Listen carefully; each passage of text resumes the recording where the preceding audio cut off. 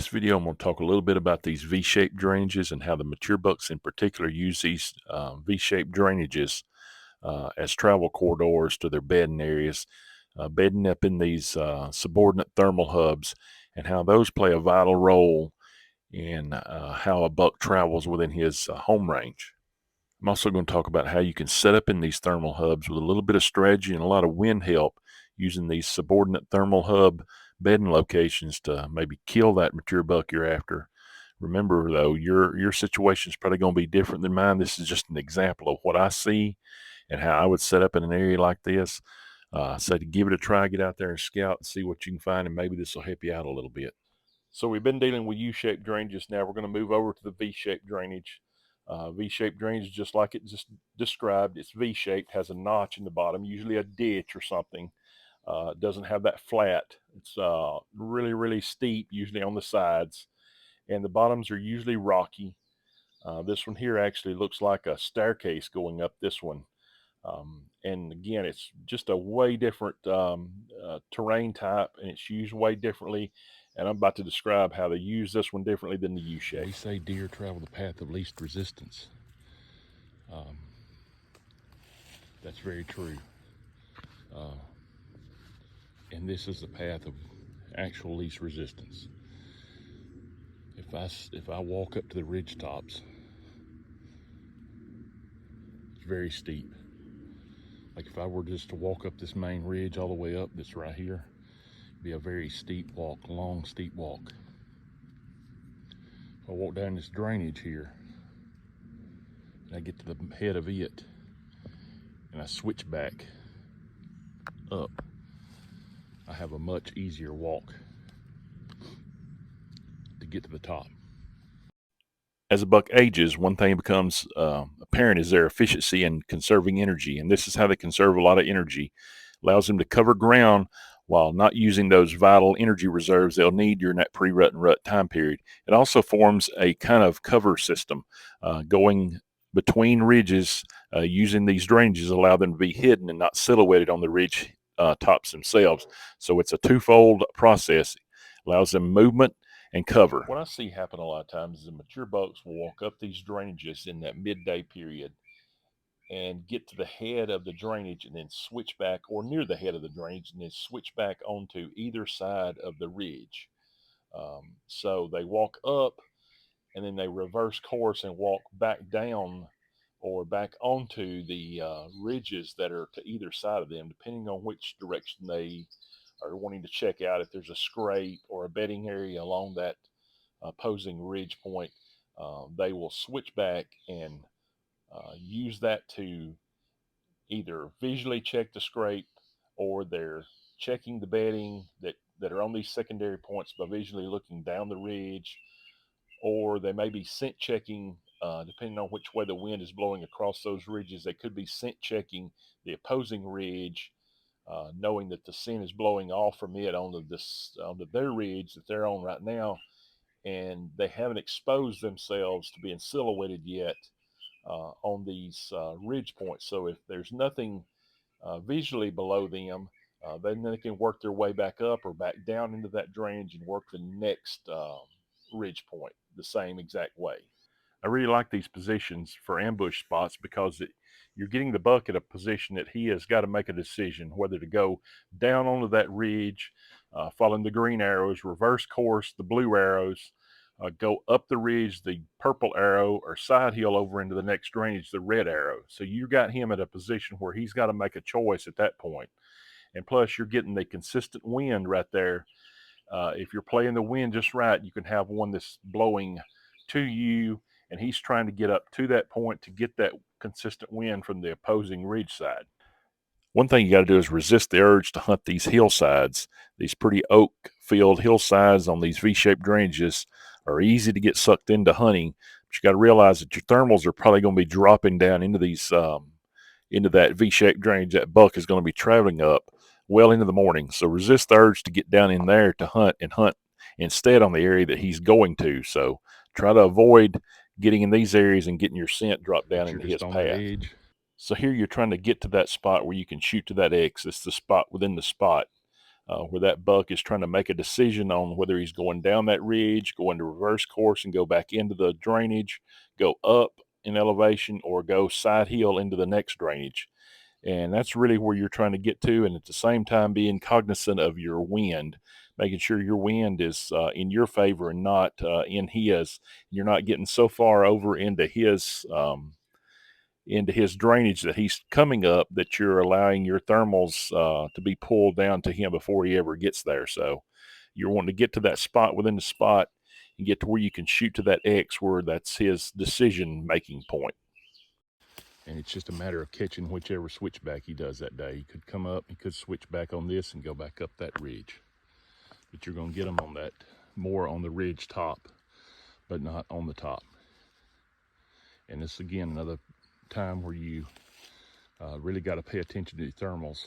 You may not want to you may pick that spot, and those thermals are dropping into this area until like 8 o'clock in the morning.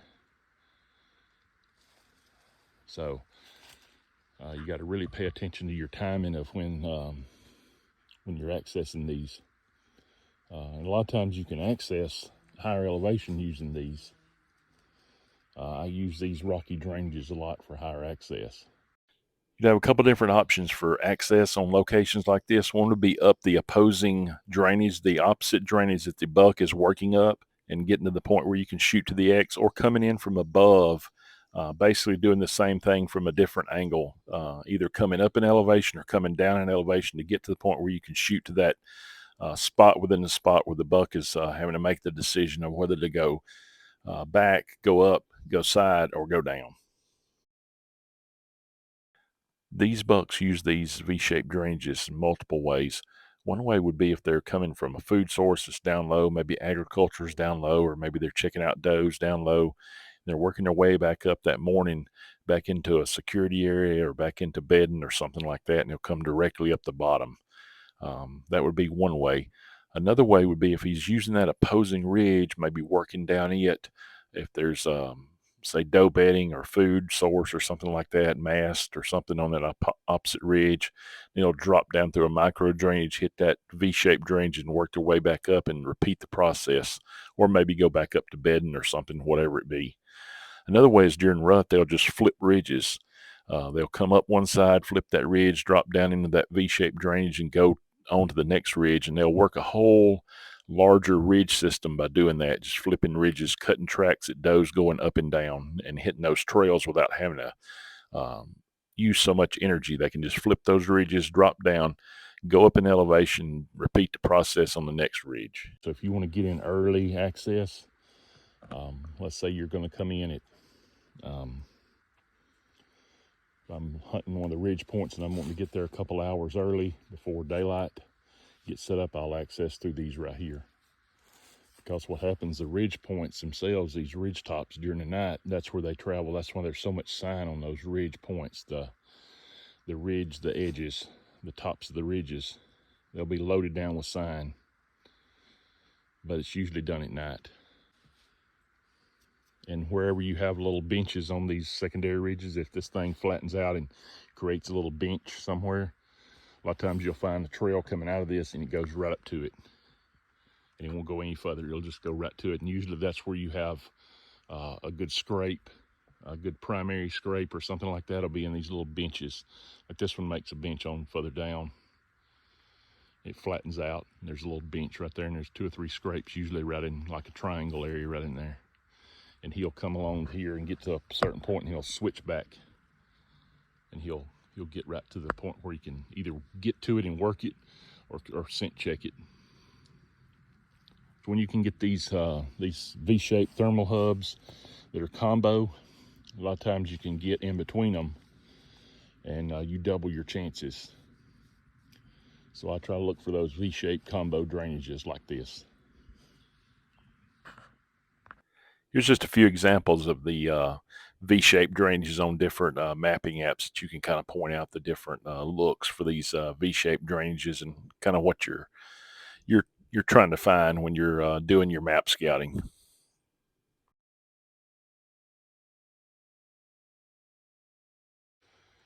One of the biggest things with these bucks that use these is their tradecraft.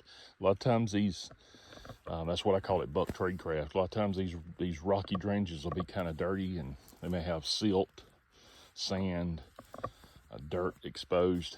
But I've actually watched the bucks walk up these things using only the rocks, so they don't leave a track. They'll just hit rock, rock, rock. I had one 3 years ago that I never could figure out how he was accessing this one place. It was impossible to get into to hunt. I knew he was accessing it from a certain direction or a certain couple of directions, but I never could figure out exactly which one he was using because he didn't leave any trails, any tracks. It was really, really rocky, hard to get into. I dropped a camera at the head of one of these rocky drainages, and I found him going right up in it. And I hunted him 2 days later and killed him, and he basically came up that rocky drainage. I heard him from about 40 yards away as he was working his way up just before daylight. His hooves hitting these rocks. I ended up grunting at him as he was working a scrape about 100 yards away from me, and he came to me. But yeah, he was walking up one of these rocky drainages, and he was using these rocks to traverse up it so he didn't leave a track. And he was 7.5 years old. So as they get older like that, they start doing that. They start really using their tradecraft during the daytime or anytime they're going to be exposed. So something to keep in mind. So you've isolated a couple of V-shaped drainages. You feel like the deer's using it. What are some things to consider basically when you're approaching them? Well, one of the things that really that I've noticed is these more mature bucks. Once they get up 3.5, 4.5 and older, they like to actually bed up in those the head of those V-shaped drainages. A lot of times those V-shaped drainages will go up and they may split, and that's where they gain elevation, either, like I said, switchbacking and hitting those secondary ridges that are coming off like a main ridge point. So the mature bucks will access these secondary bedding locations within this thermal hub using those micro drainages. They'll work up in elevation, either J-hook into their bed or switch back into their bed. Once they're in that location, they have the advantage of either the falling thermals or rising thermals, or just the natural swirling winds that accompany being in a thermal hub like this. So not only do they have that advantage of their nose within these areas, they also can have a visual advantage from one ridge side to the other, so they can see if there's does or if there's danger traveling within these thermal hubs. And then during the day, they'll reposition themselves sometimes multiple times just within the day without going very far at all. If there is a thermal switch, or if there's a wind shift, or if it turns from sunny to cloudy and suddenly conditions change within that thermal hub, they can adjust accordingly without being exposed to danger or anything like that. They can basically go down in elevation and work up the opposing ridge side or up to a different secondary bedding location that they haven't had to travel very much. And when they split, you'll usually have another little ridge that'll go up, or maybe just be a hump or something. A lot of times they'll bed right on that little hump because it gives them easy access to drop off one side or the other, hit that V-shaped drainage, get away from whatever's coming from above them. If the area above those are really open, they'll bed right up against that, looking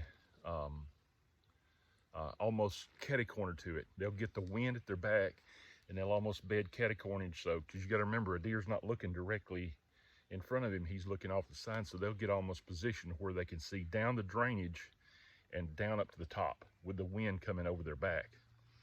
And those are good places to do that because they can work right up either side of those little split, and they'll just switch back onto that little point, and then they'll get in position. If the wind shifts, they simply shift. They may move out of that drainage. If you get a wind shift, a lot of times you can catch them coming out of that little drainage, out of that V-shaped drainage, and they'll hit another one that's positioned a little bit differently where they can do the same thing. They can position themselves where they can look down, take a quick shift down to the left, see down the drainage, and a quick shift back to the right, and they can see up the drainage or up to the top where it's open.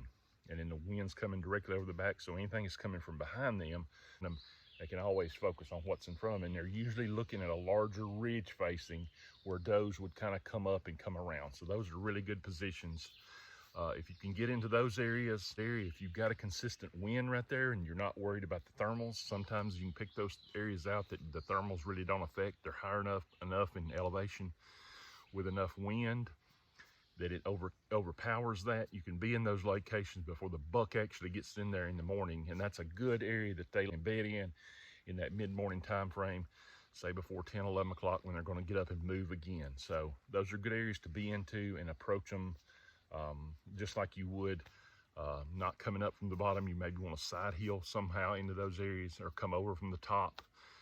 Get in there where the wind is in your face and you're waiting for that buck on one of those little points early in the morning, and he works his way up to you. He thinks the thermals are in his favor, and then once he gets up to the top, it's too late. He's hit the wind current. It's taking your wind away from him. You've got a really good chance of ambushing him at that point in time.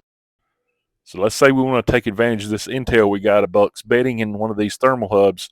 Now, how do we get him killed? First is going to be your access. You know he's bedding down there, you're probably going to access from above, but you're going to have to be really careful that you're not getting into his wind transition. These bucks bed in these higher elevation thermal hubs because he can take advantage of not only the thermals within the hub itself, the swirling winds, but also the wind that's being brought to him by the opposing current. Let's say we're dealing with a northwest wind in this location. That northwest wind is bringing him all of the information from the opposite ridges that could be hundreds of yards away from him. Now you've got the thermals playing a part, coming up from below.